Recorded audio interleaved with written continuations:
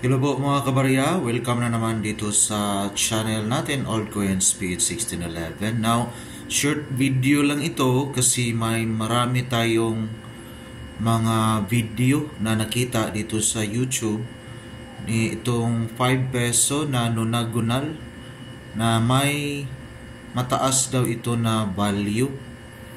Linawin lang po natin kasi maraming nagtatanong po sa atin kung may malaking value nga ba ito sa ngayon, yung 5 peso na nonagonal.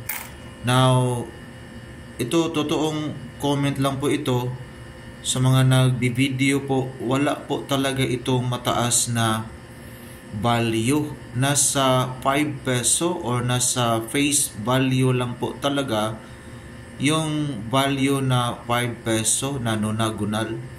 Kung meron mang mga barya na may mataas talaga na value, yun lang talaga yung may mga error po.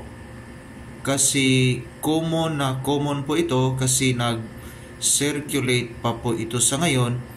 Bago nga ito, ang klaseng baryang ito, nonagonal, to differentiate po kasi may 5 peso na hindi nonagonal na pagkamalang 1 peso. So kaya ginawang nonagonal para may shape po siya para madaling maikumpara sa 1 peso. Again, walang mataas na value except talaga kung may malaking error, noticeable error sa mga ganitong klaseng barya. Yan lang po. Maraming salamat.